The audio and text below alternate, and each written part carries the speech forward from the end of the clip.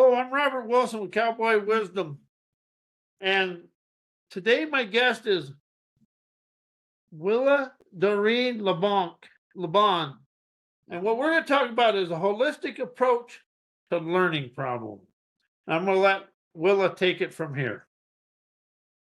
Well, I love it when you let me introduce myself. I am a severe dyslexic. I'm ADD, ADHD on lots of days. And would you believe, gifted. And gifted is no fun, let me tell you. Gifted is no fun. And I happen to be a reading specialist with 2 master's degrees. So if I can do it, you can do it. That's really how I, and then the second little thing that I've got with, it's been mostly kids. Now I have adult dyslexics coming out. You know what coming out means? Well, we're coming out. I have an 84-year-old, 2 women in their 70s and 2 in their 60s. This is just this last year they've come. And I used to deal with, like, the ones that have trained me are the parents and the kids. Like, I've been dealing with parents and kids and tutors, But I'm going to have to, label myself something else because I'm getting to be quite a disruptor on this. The Australian woman said, what did she say? Exploding doormat. I think what I'm becoming is an exploding doormat. Because, dyslexics have not been treated well. And, when you're told you're stupid because you can't read, that's not nice. There's nothing stupid about most dyslexics I know. And you get into the entrepreneurial world and we're filled. I can smell giftedness when I'm in the same room with it. And there's so many entrepreneurs that are gifted.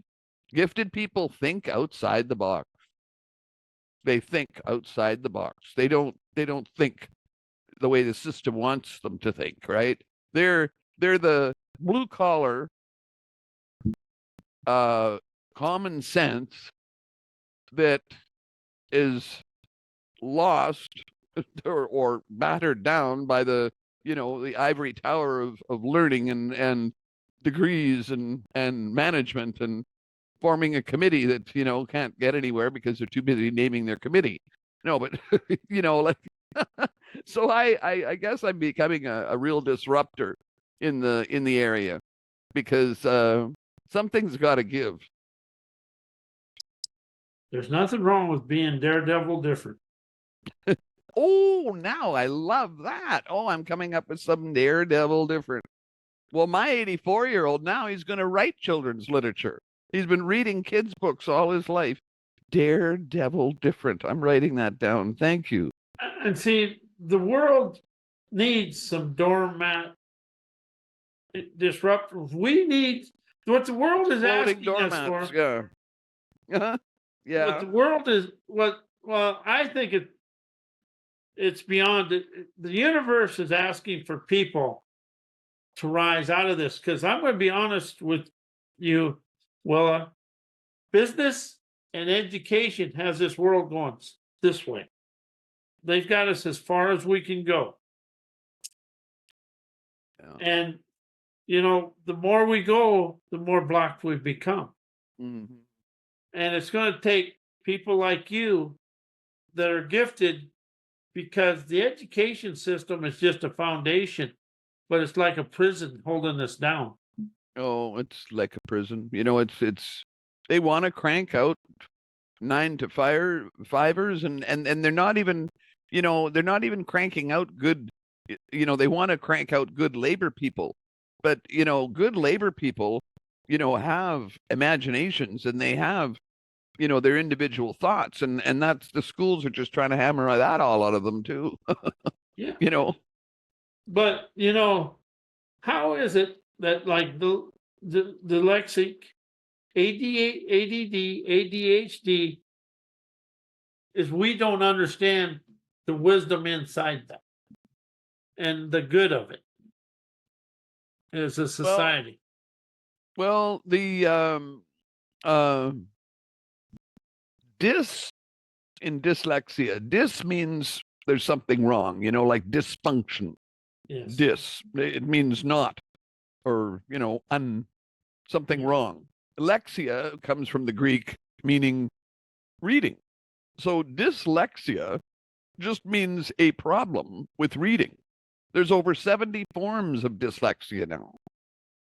Just because you're dyslexic doesn't mean that you're in a prison that you'll never read past a grade 4 or 5 reading level. That's what this 84-year-old, that's what they told his parents.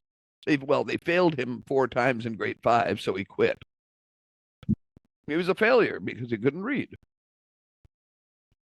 Now,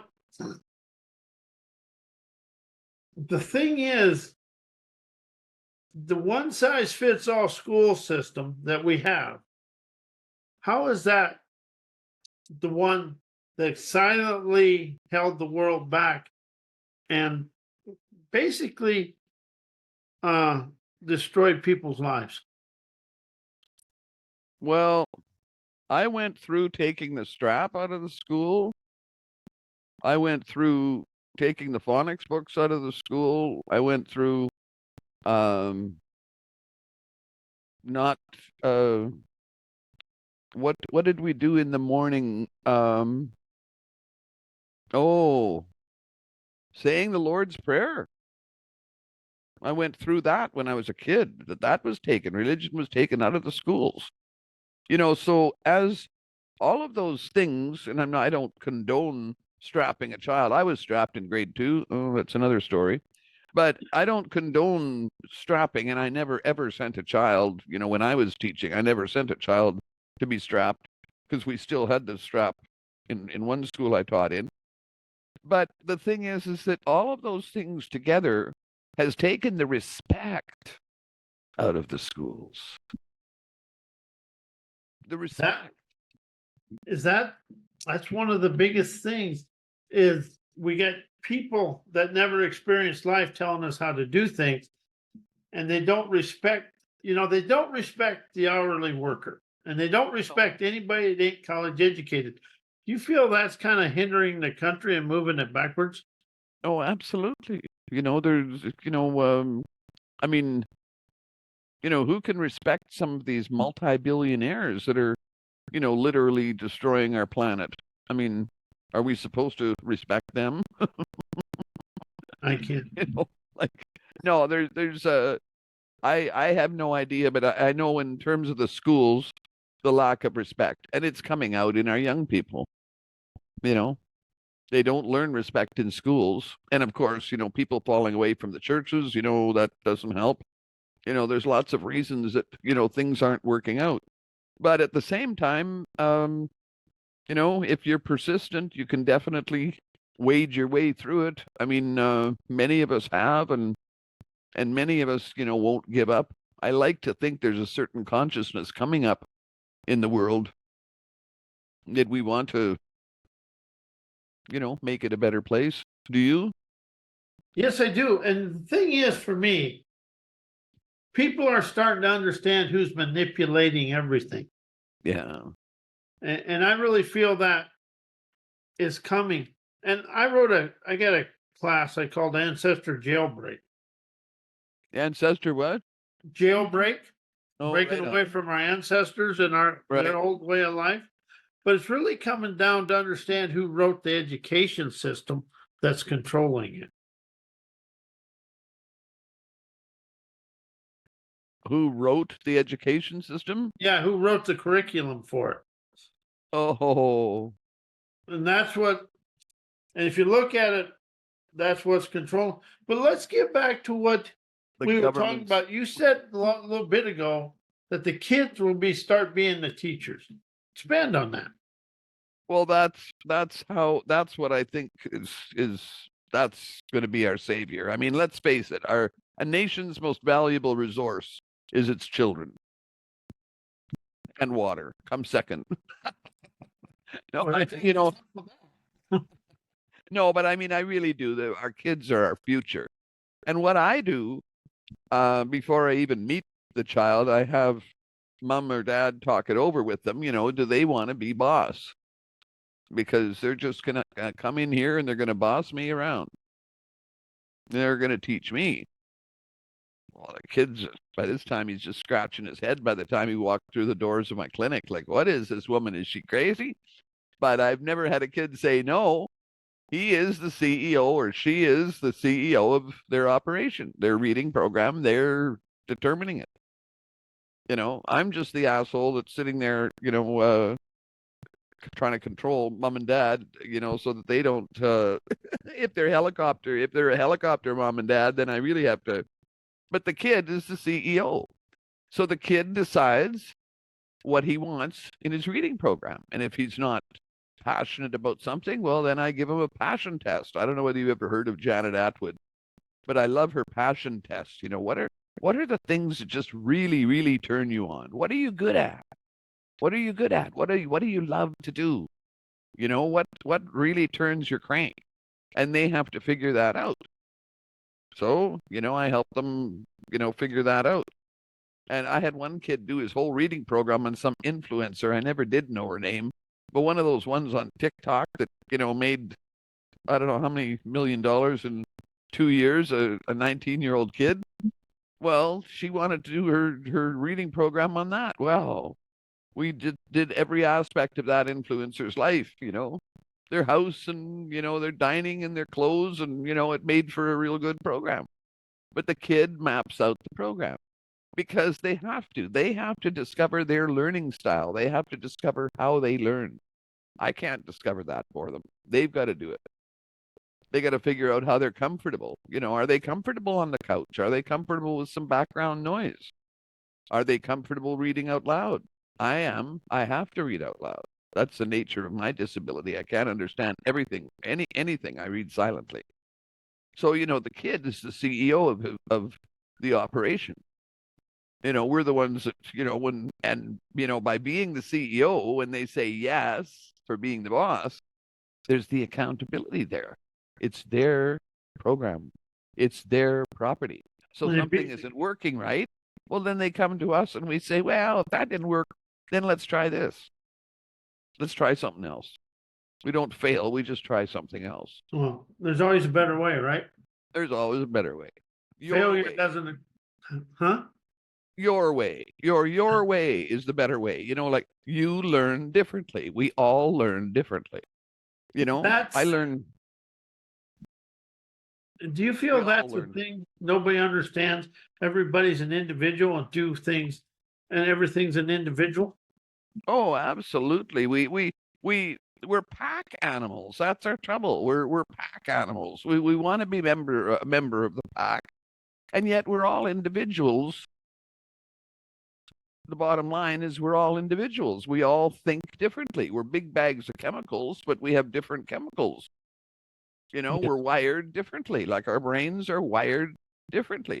We can't seem to accept each other's differences. That's the problem. Whether it's our skin color, whether it's the wrong sex, males and females, whether it's the way you dress, we're pack animals. We want to look and do what everybody else does. And yet we're not. We're individuals. You can't get away from that. We've never understood that. Yeah, no. What are your reading programs I'm reading? What would somebody's having a kid with learning disability? There could be what would they get from your programs? Well, they may not get to me. A lot of the times they don't get to me. They get me on the phone, and what I want to know is what is going on with the eyes, what is going on with the ears. About 40%, I think I'm up to between 35 and 40% of the time, the kid needs reading glasses. or they've got a visual form of dyslexia, and then I can advise, like in a very quick program, I can advise in terms of what you can do with colored sheets. There's lots of things you can do with the visual forms of dyslexia. But very often they don't need me. There you go. I love it. Do you feel some parents won't admit their kid needs outside help? So they keep them the same? That's a problem. And that's what I try to, what I try to go, that's what I'm trying to do online with this speaking, is that, you're not alone. But as a parent, if you've got even an inkling in your gut, and you have, I say, you've got the power. As a parent what's going on. You do. That child, you take a look at somebody else's child at the same age, or you listen to your child and you notice that he's not so happy or whatever. If you think that anything's wrong, get on it. Get on to a Facebook group if it's a reading problem, or phone, there's dyslexia associations, there's reading associations with tons of free material, or get into a Facebook group that addresses that, if they think there's a problem. What I do is I'll devote a half an hour with them. I'm not in this, to make a bunch of money. I've got so far 28,000 in my foundation. I've got a foundation in the name of my mother, and I'm sifting what I'm getting from testing and stuff into there. So it's 28,000. They can get a scholarship. I refer moms out very often to get stress relief programs. They're going to they shut. Don't need me. They need some major stress relief, because I can't work. I have to have a semi-civilized environment at home in order to have my program work. I have a full money back guaranteed, full grade level, but I do need, some semblance of sanity going on at home. So if mom needs some help, if dad needs some help, they could apply for a scholarship. We call them scholarships from the Reading Foundation. What are they telling us? They're getting ready to shut this down. Oh, that's right. What's your website, Will? I don't have one. Okay. Not yet. I've just got a guy building it. I do have I can send you some stuff. I just want to be able to get this back to you. To get what? I want to get this video back to you.